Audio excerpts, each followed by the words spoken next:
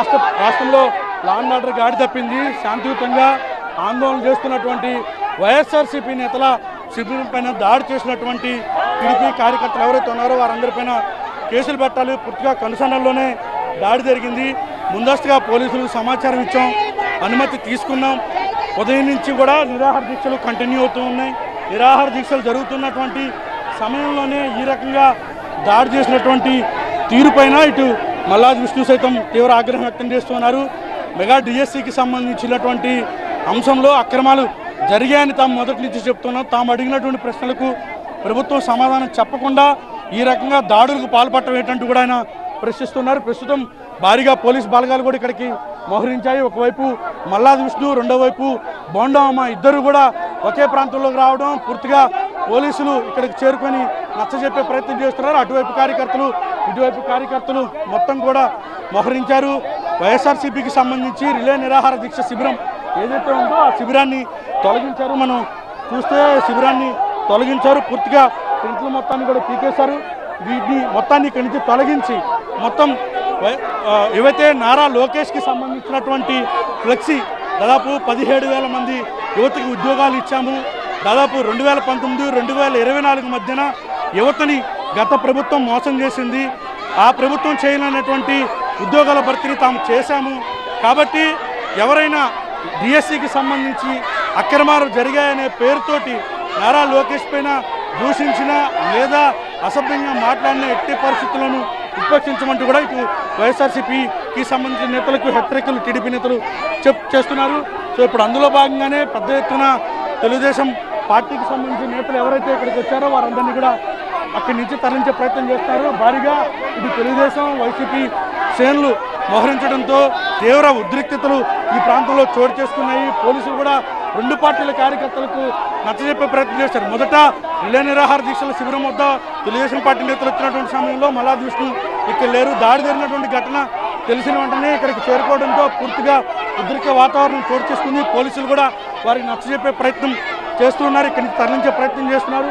ప్రస్తుతం ఈ వ్యవహారంలో ప్రభుత్వం సమాధానం చెప్పాల్సిందే అంటూ కూడా మల్లాది విష్ణు డిమాండ్ చేస్తున్నారు. మనం చూడొచ్చు పూర్తిగా ఉద్రిక్త వాతావరణం కొనసాగుతోంది.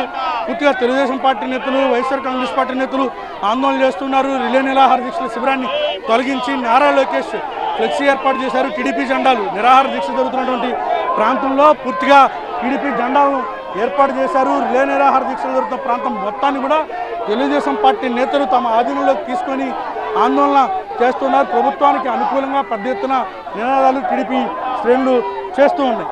దాదాపు గంట నుంచి కూడా తీవ్ర ఉద్రిక్త పరిస్థితులు ఇక్కడ నెలకొన్నాయి. పోలీసులు ఇరు పార్టీల కార్యకర్తలకు నచ్చజెప్తున్నారు. ప్రస్తుతం ఎవరు కూడా వెనక్కి తగ్గడానికి సిద్ధంగా లేరు. ఒక దశలో ఒకరిపై ఒకరు దాడులు చేసుకున్నారు, జెండాకర్రలతో కొట్టుకున్నారు, ఒకరిపై ఒకరు దాడులు చేసుకున్నటువంటి క్రమంలో ప్రస్తుతం పోలీసులు ఎవరికి వారికి నచ్చజెప్పే ప్రయత్నం చేస్తున్నారు. పూర్తిగా ఏదైతే ముత్యాలంపాడు గవర్నమెంట్ ప్రెస్ డౌన్ ఉంటుందో ఈ డౌన్లోనే ప్రస్తుతం నిరసన కొనసాగుతుంది. తెలుగుదేశం పార్టీ, వైఎస్ఆర్ కాంగ్రెస్ పార్టీ నేతల ఆందోళన ప్రస్తుతం ఈ ప్రాంతం మొత్తం కూడా ఉద్రిక్తతలకు దారి తీసింది. మన చూడొచ్చు ఇంకా ఎమ్మెల్యే బోండమ్మ ఇక్కడే ఉన్నారు. మరోవైపు సెంట్రల్ మాజీ ఎమ్మెల్యే మల్లాది విష్ణు కూడా ఇక్కడే ఉన్నారు. ఇరు పార్టీల నేతలు, కార్యకర్తలతోటి ఈ ప్రాంతం మొత్తం కూడా ఉద్రిక్తంగా మారింది.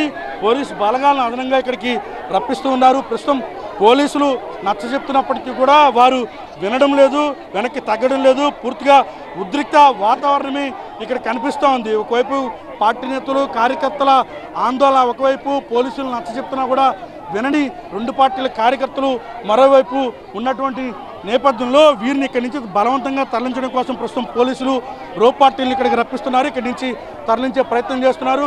అయితే బోండమ్మ మాత్రం ఒకటి చాలా క్లియర్గా చెప్తున్నారు, ఖచ్చితంగా మెగా డిఎస్సి పైన వైఎస్ఆర్సీపీ ఏవైతే ఆరోపణలు చేస్తుందో వాటిని ఉపసంహరించుకోవాలి.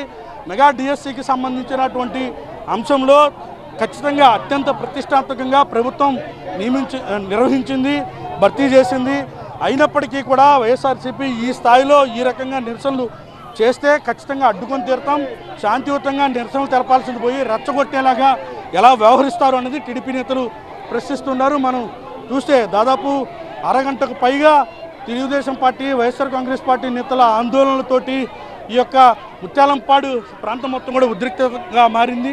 ప్రస్తుతం తెలుగుదేశం పార్టీ శ్రేణులు ఆ పార్టీ జెండాలతోటి నిరసనలు తెలుపుతూ ఉన్నారు. ఆందోళన చేస్తూ ఉన్నారు. ఇళ్ల నిరాహార దీక్షల పేరుతోటి అనుమతులు లేని చోట ఎట్లా నిర్వహిస్తారు అన్నది టీడీపీ ప్రశ్నిస్తాం. మనం చూడొచ్చు ఏడీసీపీలు ఏసీపీలు ఈ ప్రాంతానికి చేరుకున్నారు.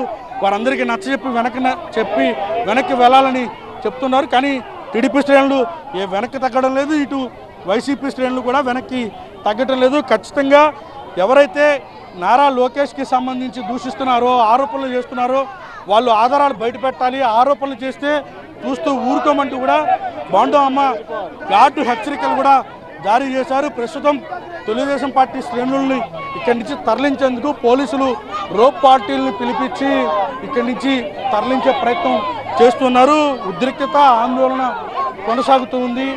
మెగా డిఎస్సికి సంబంధించినటువంటి అంశంలో రాష్ట్ర వ్యాప్తంగా కూడా ఈ రోజు నుంచి 3 రోజుల పాటు నిరాహార దీక్షలకు వైసీపీ పిలుపునిచ్చినటువంటి నేపథ్యంలో అందులో భాగంగానే విజయవాడ సెంట్రల్ నియోజకవర్గంలో కూడా వైసీపీ శ్రేణులు ఈ ముత్యాలంపాడు ప్రెస్ గ్రౌండ్లో ఏర్పాటు చేశారు. సెంట్రల్ నియోజకవర్గంలో ప్రస్తుతం ఈ ప్రాంతంలోకి ఒక్కసారిగా చొచ్చుకొచ్చిన టీడీపీ శ్రేణులు ఒక్కసారిగా ఈ ప్రాంతాన్ని చుట్టుముట్టారు. ఒక్కసారిగా రిలే నిరాహార దీక్ష శిబిరం పైన దాడి చేశారు, దీక్షా శిబిరాన్ని పీకేశారు.